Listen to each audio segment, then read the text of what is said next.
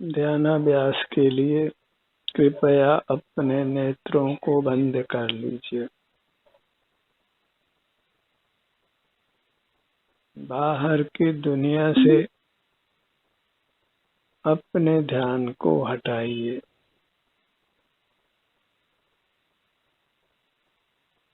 सुख बाहर की दुनिया में नहीं है।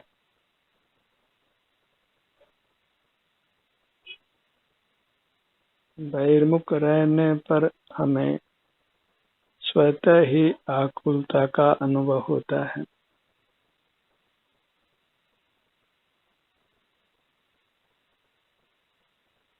हम निरंतर विषयों को बदलते रहते हैं, कहीं स्थायित्व नहीं मिलता है। इसलिए अपने मुख को अपनी ओर करिए। अपने में आपको स्थायित्व मिलेगा, निराकुलता होगी, विषय बदलने की आवश्यकता नहीं होगी।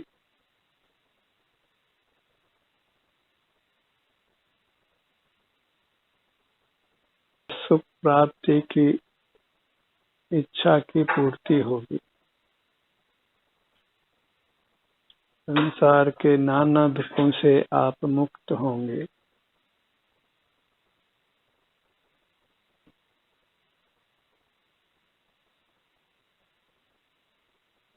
हम स्वयं सुख के बने हुए हैं। सुख भीतर से आता है, लेकिन इंद्रियां खुली हो तो हमको ऐसा भ्रम होता है कि सुख बाहर से आ रहा है। इसी भ्रम का निवारण कीजिए। और वह निवारण तभी कर सकते हैं जब आप बाहर की दृष्टि को हटा लें। क्यों बाहर की दृष्टि में तो फिर भ्रम बना ही रहना है। उस भ्रम से आप कभी मुक्त नहीं हो सकते हैं।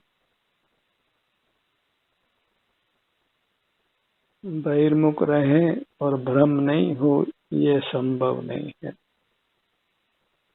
बहिर्मुख होंगे तो कोई पदार्थ सुखद अनुभव में आएगा और कोई पदार्थ दुखद, और हम निरंतर राग द्वेष करते रहेंगे, और वे राग द्वेष ही दुख रूप हैं।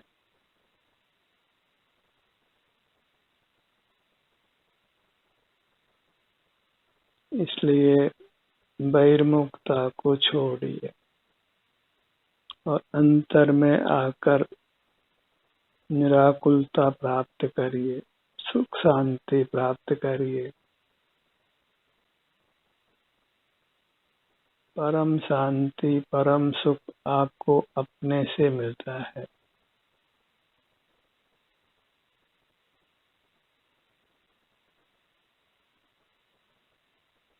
इंद्रिय ज्ञान की हेयता को स्वीकार करिए।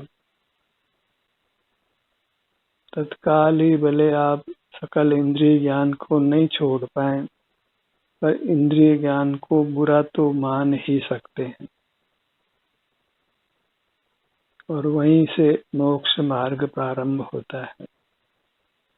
जब हम इंद्रिय ज्ञान को बुरा मान लेते हैं तो फिर बहिर्मुखता पर स्वमेव लगाम लगती है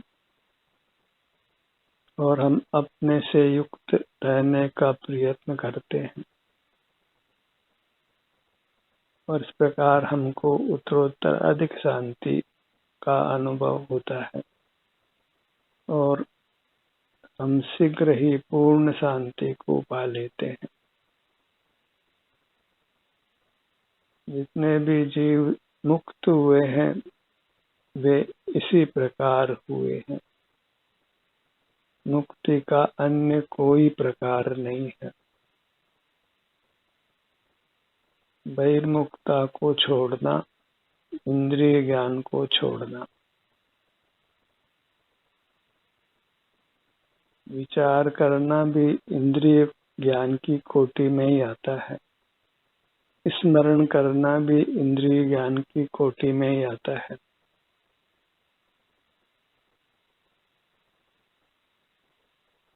जितनी बहिर्मुखता है वह सब एक इंद्रिय ज्ञान जानो, सब आकुलता रूप जानो, और जितनी अंतर्मुखता है वह सर्व ही निराकुलता है, सुख शांति रूप है, वीतरागता रूप है। वहाँ राग द्वेष जनित आकुलता बिल्कुल नहीं है।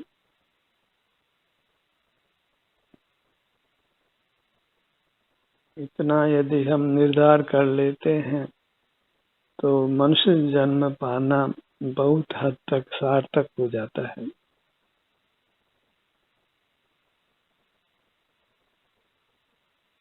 जब श्रद्धान सही हो, निर्णय सही हो, तो फिर प्रयत्न भी स्वमेव सही होता है।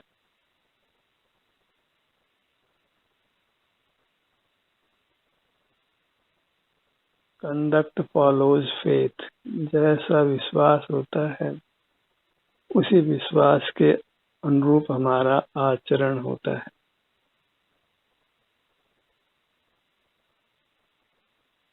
अपनी मान्यता सही करना है, और वह मान्यता भी सही तब ही होती है जब हम अंतर्मुख होकर सुख निधि को भोगते हैं, शांति को भोगते हैं, तभी हमारी समझ सही होती है। समझ सही करने के लिए आवश्यक है कि हम ध्यानाभ्यास करें, नेत्र बंद कर अपने आभ्यंतर अमूर्त शरीर से ही युक्त रहें, अपने शारीरिक स्वास्थ्य का ही वेदन करें, भोग करें, जैसा भी हमारा स्वास्थ्य है। हम स्वस्थ हों या अस्वस्थ हों, दोनों ही दशा में हमको अपने सन्मुख रहने का प्रयत्न करना है, अपने शारीरिक स्वास्थ्य की स्थिति का एहसास करते हुए रहना है।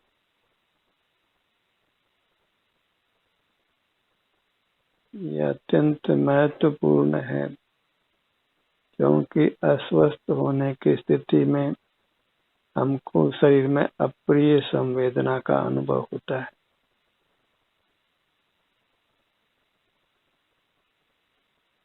तो उस अप्रिय संवेदना का भी अनुभव करना है।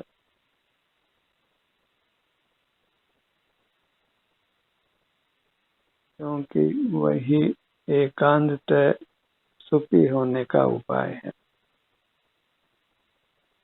उसी से हम बाह्य दुनिया से विमुख रहते हैं। इसलिए शारीरिक सुख दुख दोनों में ही समता धारण करना है।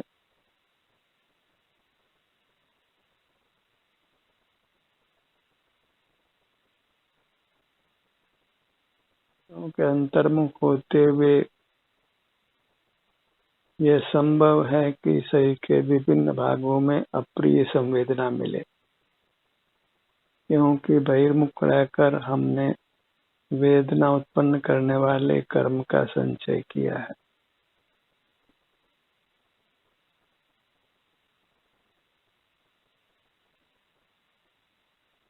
तो अपना शारीरिक स्वास्थ्य जैसा भी है उसका अनुभव मोक्ष का मार्ग है। यह भली प्रकार निर्णय करना योग्य है। जैसी भी आपके विभिन्न अंगों के स्वास्थ्य की स्थिति है उसका अनुभव करना वही एकांततः मोक्ष का मार्ग है। अन्य कोई मार्ग नहीं है, न भूतकाल में, न वर्तमान में, न भविष्य में। अपना शरीर विशाल है, नाना अमूर्त अंगों पांग रूप है, तो हमें अपने हर अंग, हर उपांग की स्वास्थ्य की स्थिति का अनुभव करना है। भले ही अपने सर्व अंगोपांगों में सुखद अनुभूति मिले या दुखद अनुभूति मिले, क्योंकि एक ही रास्ता है। मुक्ति के नाना रास्ते नहीं है। न ज्ञान का मार्ग मुक्ति है, न भक्ति का मार्ग। ज्ञान भी नहीं करना है, भक्ति भी नहीं करना है,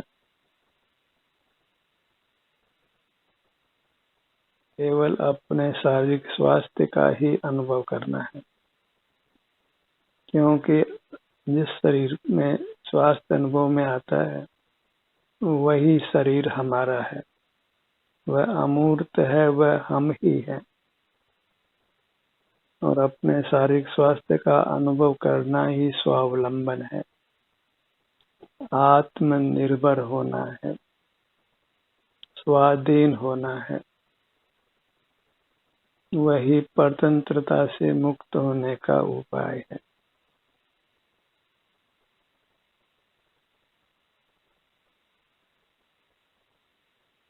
शरीर विशाल होने से इसको अंग अंग कर उपांग उपांग कर इसके स्वास्थ्य का अनुभव कीजिए, निशंक होकर कीजिए, तभी आपका उपयोग स्थिर रहता है। तभी आप अपने आप को बहिर्मुखता से बचा सकते हैं।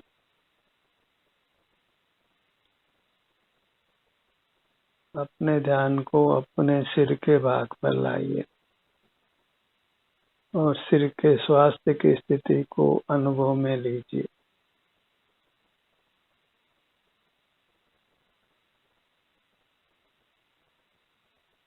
सिर में वेदना है या आराम है, जो भी स्थिति है वह अनुभव करने योग्य है। उसका अनुभव करना मोक्ष का मार्ग है।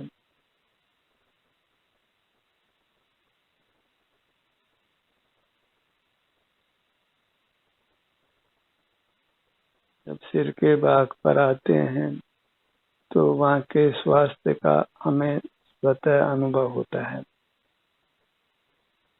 वेदना हो तो वेदना अनुभव में आती है, और वेदना नहीं हो तो वेदना अनुभव में नहीं आती।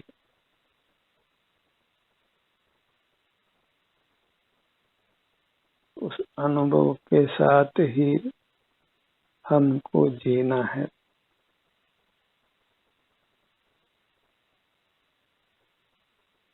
वही जीना मोक्ष का मार्ग है। इससे हम रागादि दोषों से बचते हैं, बाह्य आरंभ परिग्रह से बचते हैं, क्योंकि बाह्य आरंभ परिग्रह ही दुर्गति का कारण है।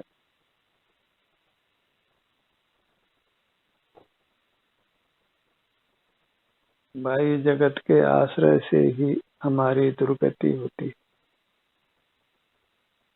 इसलिए अपने आभ्यंतर जगत से युक्त रहिए, उसी से हमारी सुगति होती है। और हमारा आभ्यंतर जगत सिर से पैरों तक है। इतना ही सुख का स्थान है।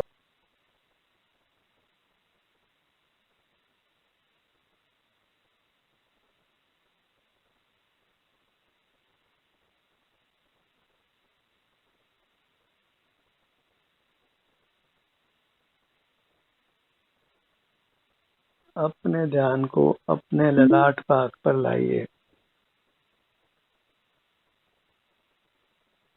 ललाट भाग के स्वास्थ्य की स्थिति का आपको अनुभव होगा। अपना स्वास्थ्य ही भोगने योग्य है। जड़ पदार्थों में तो स्वास्थ्य की कोई स्थिति होती नहीं है, क्योंकि न उनमें सुख होता है न दुख होता है।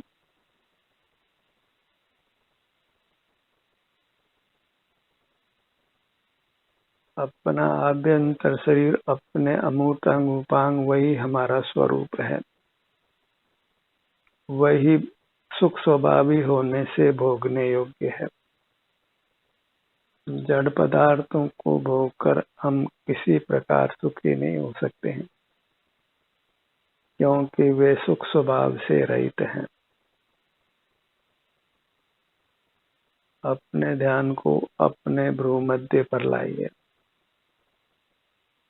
यहाँ जो भी आराम वेदना की स्थिति है, इस भाग के स्वास्थ्य की स्थिति को अनुभव में लीजिए। यह स्वानुभव है, स्वानुभूति है, शुद्धात्मानुभूति है, स्वावलंबन है, स्वाश्रय है। यही बाह्य जगत से मुक्त होने का उपाय है। बाह्य जगत से युक्त रहना ही आकुलता में रहना है। इसलिए हमें अपने आप को बाह्य जगत से छुड़ाना है, मुक्त करना है।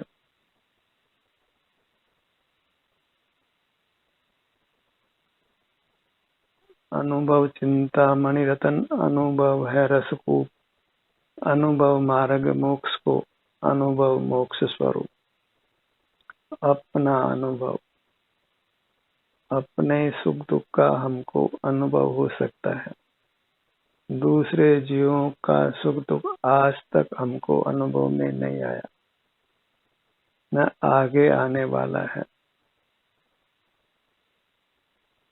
सब जीवों को अपने सुख दुख का ही संवेदन होता है, क्योंकि जीव स्व संवेद्य है, स्वयं के ही वेदन में आता है। हर जीव अपने सुख निधि को भोग सकता है, दूसरे की सुख निधि को नहीं भोग सकता है। इसलिए हमारा सुख कभी भी चोरी नहीं किया जा सकता है, सदा हमारे पास रहता है। हमारी सुख निधि की चोरी होना संभव नहीं है। हम ही अपनी सुख निधि से विमुख रहकर दुखी रहते हैं। उसमें हमारा ही दोष है, किसी अन्य का किंचित भी दोष नहीं है। अपने ध्यान को अपने नेत्रों पर लाइए। अपने नेत्रों के स्वास्थ्य की स्थिति को अनुभव में लीजिए। जो भी आराम वेदना की स्थिति है, उसमें समभाव धारण करिए। वह इसलिए कि हमको दुख की स्थिति में भी अपना ही अनुभव करना है, बहिर्मुख नहीं रहना है। क्यों बहिर्मुख रहकर तो कभी हम संसार सागर को पार नहीं कर सकते, रागादिक दोषों से मुक्त नहीं हो सकते, किसी भी विषय के सन्मुख रहकर हम स्थायित्व प्राप्त नहीं कर सकते। पल पल हम विषय बदलते ही हैं। कितनी स्वादिष्ट मिठाई खाएं तो भी उसको बदलकर दूसरी वस्तु का सेवन करते हैं। कहीं बाहर स्थायित्व नहीं है।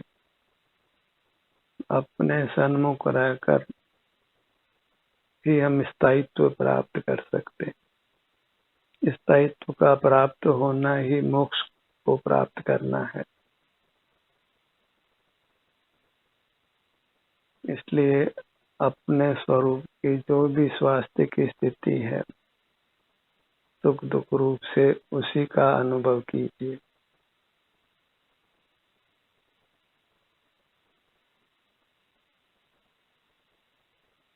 स्वास्थ्य शब्द यथार्थ में हमको ही लागू पड़ता है। मूर्त का क्या स्वास्थ्य, क्या अस्वास्थ्य, इतना विशेष है कि हमारे स्वास्थ्य की स्थिति इसमें मिले हुए मूर्त शरीर की जांच से किसी अंशों में होती है, क्योंकि हमारे अमूर्त काया का मूर्त काया का विशिष्ट संबंध है। पर इसका तात्पर्य यह नहीं है कि मूर्त शरीर हमारा है। मूर्त शरीर के सुख दुख का हमको अनुभव होता है। सुख दुख हमारा परिणाम है और हम अपने परिणाम को ही भोग सकते हैं। अपने ध्यान को अपने दोनों कानों के भाग पर लाइए। कानों के स्वास्थ्य की स्थिति को अनुभव में लीजिए। वेदना हो तो भी घबराना नहीं है। उस वेदना का अनुभव करना भी मोक्ष का मार्ग है, परमात्मा होने का मार्ग है। ऐसा निर्धार हो तो आप वेदना की स्थिति में भी अपने सन्मुख रह सकते हैं।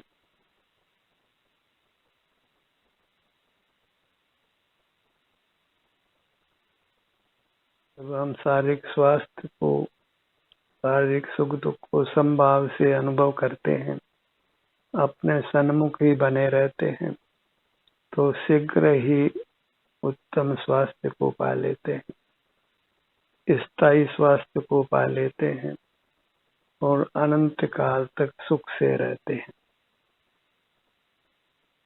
अपने ध्यान को अपने नासिका भाग पर लाइए।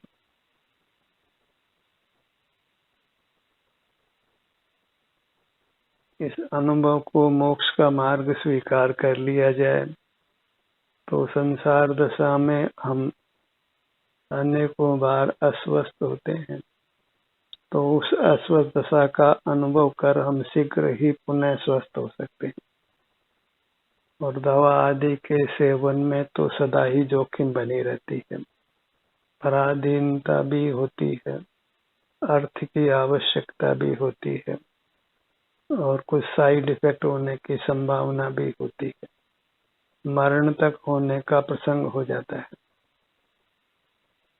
और आप अपने अस्वास्थ्य की स्थिति को भी संभाव से अनुभव करते हैं, तो गारंटी के साथ आप अति अल्प समय में ही पुनः स्वस्थ हो जाते हैं। आप स्वयं में स्थित हों और स्वस्थ नहीं हो, ये कदापि संभव नहीं है। और पर सन्मुख रहें, फिर नाना उपाय करें, तो भी आप निश्चित अस्वस्थ होने वाले हैं। बाहर में स्वास्थ्य के प्रति बहुत जागरूक रहने वाले जीवों को भी हम अस्वस्थ होते हुए देखते हैं। इतना ही नहीं, अस्वस्थ होकर मरते हुए भी देखते हैं, क्योंकि बाहर की सावधानी से हम स्वस्थ नहीं रह सकते हैं। क्योंकि बाहर की सावधानी तो अस्वस्थ रहना ही है। बाहर स्व नहीं है जिसमें आप स्थित हो, बाहर तो पर ही पर है।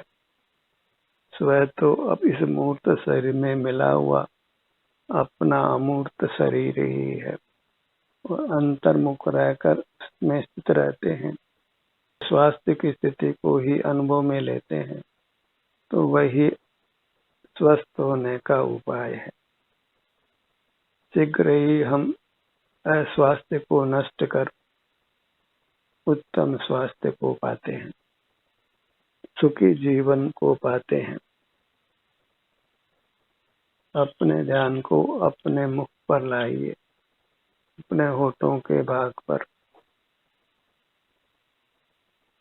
नाना अंगों में प्राय सुखद संवेदना ही रहती है, तो आप इस सुख से उसका अनुभव कर अपने सन्मुख रह सकते हैं।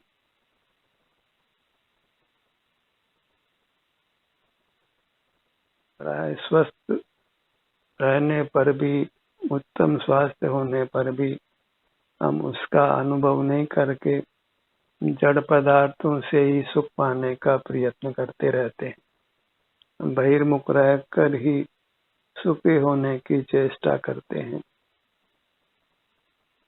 तो फिर हम अपने स्वास्थ्य को खो ही देते हैं। युवा व्यक्ति वृद्धावस्था को प्राप्त कर अस्वस्थ होता है, उसका एक ही हेतु है कि वह अपने में स्थित होने का प्रयत्न नहीं कर बहिर्मुख रहता है। और जहाँ बहिर्मुखता है वहाँ फिर वृद्धावस्था भी है, रोग भी है और मृत्यु भी है। और फिर अगले जन्म में कहाँ जाएगा उसका कोई ठिकाना भी नहीं है। ऐसे दुखद स्थिति से बचने के लिए स्वयं में स्थित रहिए। सिर से पांव तक ये आप हैं, तो यहीं आकर अपने स्वास्थ्य की स्थिति को भोगिए और निश्चित मानिए कि आपको उत्तम सुख ही प्राप्त होगा। आप शांति और सुख का ही अनुभव करेंगे और ये अभ्यास करेंगे तो आप सदा स्वस्थ ही रहेंगे, सदा सुखी ही रहेंगे। इस जन्म में ही नहीं, आगे जब तक आप परमात्मा नहीं हो जाते तब तक भी आप सुख से ही रहेंगे।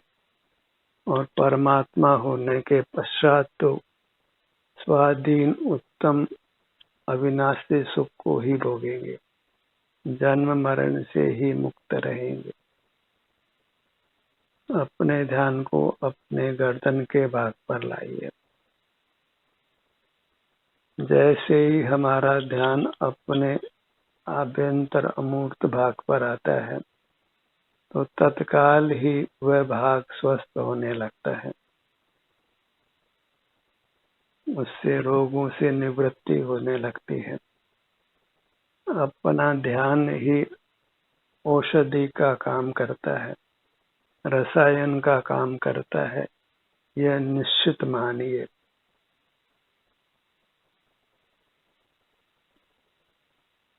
इसलिए अंतर्मुखता ही उत्तम आहार है, उत्तम औषधि है और अमर होने का निश्चित उपाय है।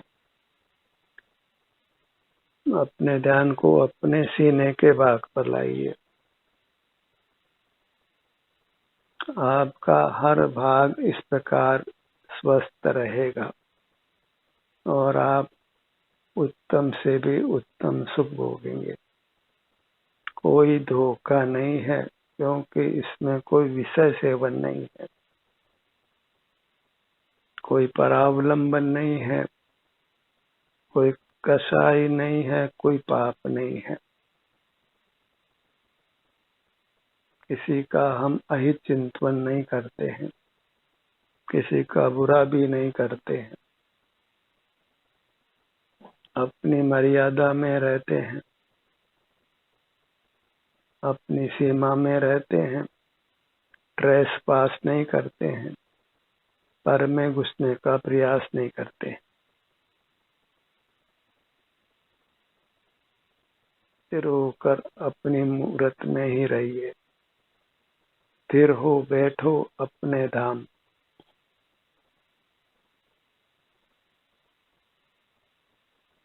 ध्यान का ये सत्र यहीं समाप्त होता है। आपकी सहभागिता के लिए धन्यवाद।